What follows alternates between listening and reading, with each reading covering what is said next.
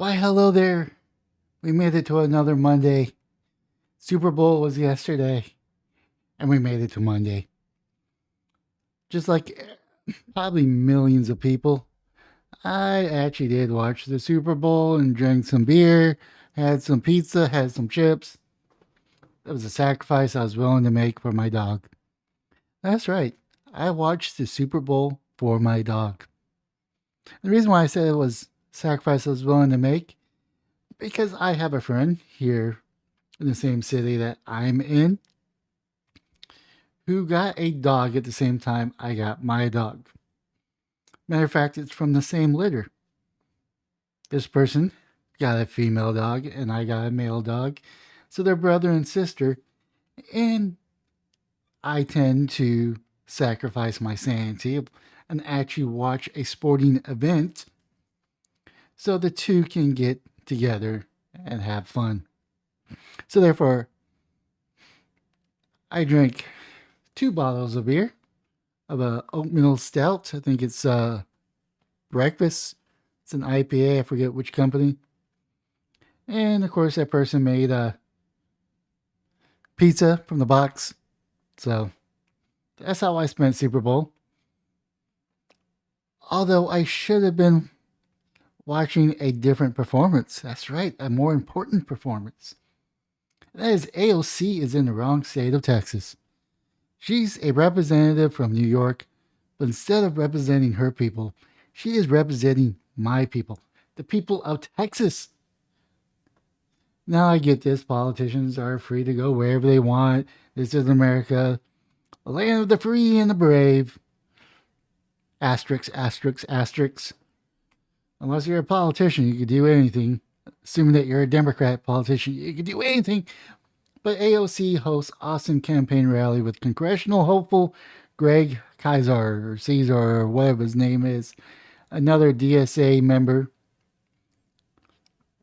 Austin, Texas, U.S. Representative Alexandra Ocasio-Cortez visited Austin Sunday afternoon to endorse congressional hopeful and former city council.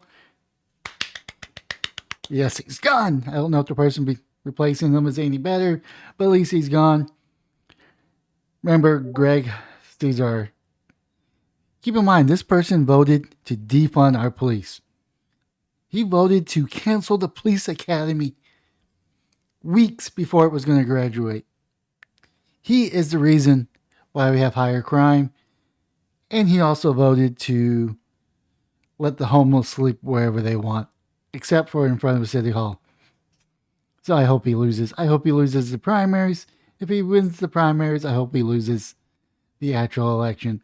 The event riled voters ahead of early voting, which starts Monday morning, which is this morning, today. I don't know if I want to do primaries. I normally don't. But looking at the last elections, I might actually vote in the Democratic Party just so I have a say of what's going on in this town, since we tend to only elect Democrats. A large crowd turned out in support of AOC and Greg Caesar at the Mohawk in downtown Austin. A day before early voting is set to kick off, AOC encouraged Texas voters, to get out and vote and continue to organize by knocking on doors, sending text messages.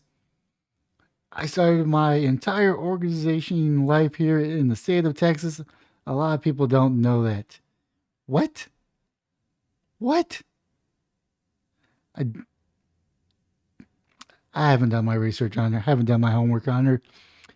The Progressive Democrat has been walking in the halls of Congress since 2019, but not without making herself well known to the people of both sides of the aisle. It started when I first started coming out here as a teenager in my early 20s.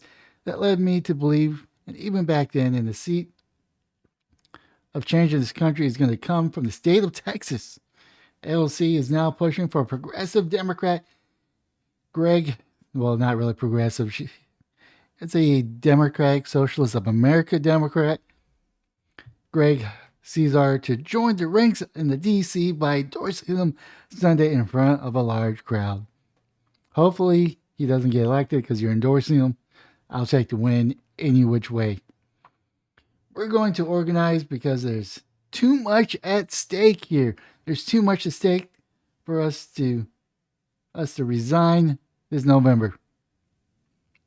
I mean, you could just resign now. Doesn't matter. The former Austin City Council member is looking to represent the Texas 35th Congressional District, which stretches from Austin to San Antonio. Congressman Lloyd Doggett currently holds the seat, but will be running for a new Congressional District 37, because that's where he mainly represents. We are united today with the belief that cannot be shaken that this is our state, this is for our home, and this is for our family, and we're going to organize like heck until this democracy delivers, Caesar says. Caesar says his campaign is inspired by what's been happening over the course of the last 2 years, focusing on better wages, Medicare for all, reproduction rights, and immigration reform. Supporters are hopeful what he did to Austin City Hall can grow into policies. Whoa. He destroyed Austin. He made it more dangerous. He let the filth come in and help get DA Jose Garza into office, which is now prosecuting, I think it's 17 to 18 officers for defending the police headquarters, and not a single rioter is being charged. And I think at zero. I don't know if they just pleaded down, or they chose not to prosecute, or they claim we didn't know who the rioters were. But this is like me breaking into your house. I get hurt, and you get charged for a crime because you hurt me. And he wants to bring that onto a federal level. I have no respect for this man. No respect. No respect. Now, of course, there's a speech where AOC says we're going to turn Texas blue. While I do agree that Texas will turn blue or more blue down the road, it's not because of people like AOC. It's because we got people in Austin, people in Houston, people in San Antonio, people in the Dallas, which are being pushed out by the politicians they vote for, and they continue to vote for the same type of politician and wonder why their taxes are going up. They can't afford to live. They can't afford rent. They can't even afford the food that they need to survive. But they keep on voting the same type of politician over and over and over. And over. At some point, people got to wake up and be like, maybe we need to elect another party. Or more representation of another party. Instead of just voting for the same people over and over and over. Where we have a school board that's keep on raising taxes, but the participation within it is dropping. We have less kids going to AIC, but they're increasing taxes. At a certain time, a certain point, these people have to realize is their voting habits. And the reason why I say it's their voting habits, so they go to Round Rock, they go to Cedar Park, they turn that city blue because they can't afford to live in Austin proper. Then from there, it spreads out like tentacles or like cancer into the smaller cities. And they turn blue. And next thing you know, Texas is blue. Everything's unaffordable. Everything's been unionized. And people can't get a job because they don't want to join a union. And they're worse off. We become Illinois. We become Michigan. We become New York to a certain extent. Become California.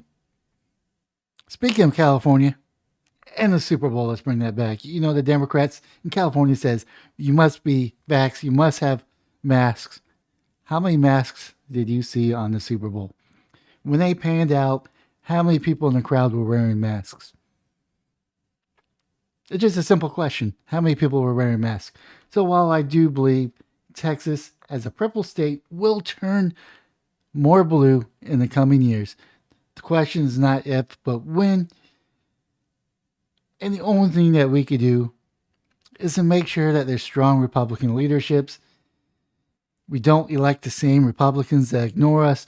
We don't elect someone that's will-bound chair. I'm actually going off towards one person. I don't care if there's another Republican that's will-bound. But I want this person that's will-bound to take a stand for something. I want Greg Abbott to stand for something. If FDR could stand, so can he. I don't care if a tree fell on him.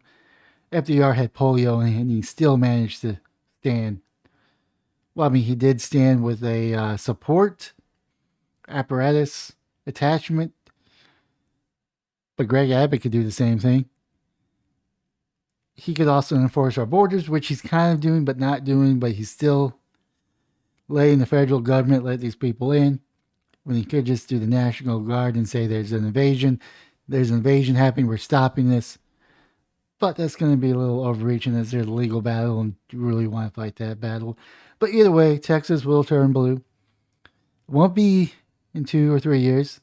5 to 10 years, Texas will be a blue state or a bluer state if the Republicans still stay asleep. That's why we have to keep the vote. That's why we have to get out and vote. That's why we have to vote, unfortunately, for Republicans to make sure that the DSA does not turn Austin blue, or not Austin, but Texas bluer. Because I'd rather have a Texas Democrat than a DSA Democrat. And I'd rather have a Texas Democrat over a federal Democrat. And right now we have a whole bunch of DSA and federal Democrats here in Texas. And we really need to change that. I miss the Blue Dog Democrats, the Ann Richards Democrats, even though she did give us the Robin Hood tax program through schools. I'd rather have that type of Democrat than what we have now. I'd rather have Ann Richards than an AOC. With that being said, leave a comment down below. Do you agree that AOC is in the wrong state? Or do you agree that she should be able to come here, promote DSA agents, because free speech and all? Or do you think that she should just stay in her lane and stay in New York and represent the 15% that vote for her every 2 years? Because I think it's about 15%, if not less, that votes for her. Anyways, with that being said, leave a comment down below on what your thoughts are. Smash the like and subscribe button on any all platforms, or just the platform you're currently watching. But most importantly, have yourself a wonderful day, morning, or evening. And if you live in Texas, make sure you consider voting in the primaries. I say consider because I may not. But we gotta send a message, a powerful message, and we can do that by voting.